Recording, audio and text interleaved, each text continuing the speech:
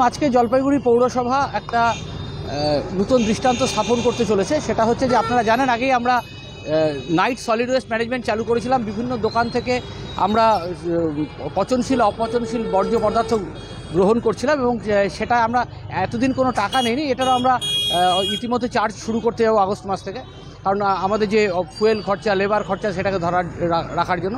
আর আজকে থেকে যেটা বিনা পয়সা একদম, সেটা হচ্ছে যে আমরা দুটো ট্র্যাক্টর এবং দুটো ট্রলিকে একসাথে চালাবো রাত্রি 10টা থেকে রাত্রি 12টা অবধি।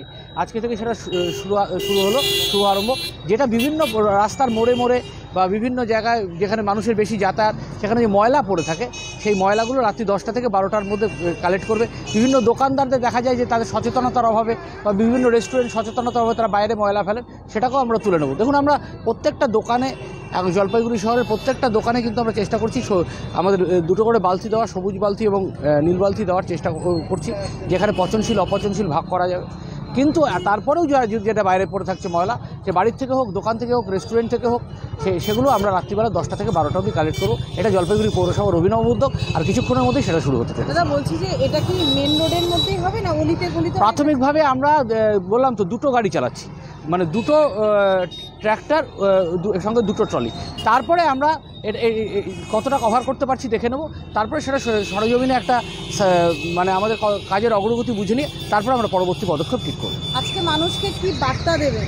আজকে মানুষকে একটাই বার্তা দেবো, সেটা হচ্ছে বাইরে আবর্জনা ফেলা অমার্জনীয় অপরাধ। আপনি শুধু প্রতিবেশীর ক্ষতি করছেন, আপনি নিজের ক্ষতি করছেন, আপনি মাটির দূষণ করছেন, আপনি বায়ু দূষণ করছেন, এবং তার দ্বারা আপনি এবং আপনার পরিবারও ক্ষতিগ্রস্ত হচ্ছে।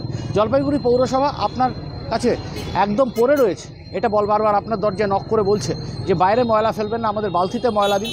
তারপরেও আপনারা যে সচেতনতার অভাবে যে ময়লাটা বাইরে ফেলবেন, সেটাও আমরা রাত্রি 10টা থেকে 12টা কালেক্ট করে নেব। কিন্তু মানুষ আমাদের যাতে কালেকশন করতে না হয় আগামী দিনে, তার জন্য যেন মানুষ সচেষ্ট হন। কারণ তার নাইট সলিড ওয়েস্ট ম্যানেজমেন্ট এবং ডে সলিড ওয়েস্ট ম্যানেজমেন্টে তারা দুটো বালতিতে পচনশীল অপচনশীল যদি ভাগ করে দেন, তাহলে আমরা ইতিমধ্যে ডাম্পিং গ্রাউন্ডে বালাপাড়া আমরা সার তৈরি করা শুরু করেছি। আর বৃহত্তর আকারে সার তৈরি হবে। সেগ্রিগেটেড আবর্জনা আমরা নিচ্ছি, আবর্জনা রিসাইক্লিং আমরা করছি। এর মধ্যে সারা শহরবাসী, 2 লক্ষের উপর শহরবাসী এই পুরো সিস্টেমটার সাথে যুক্ত হোক, এটাই জলপাইগুড়ি পৌরসভা চায়।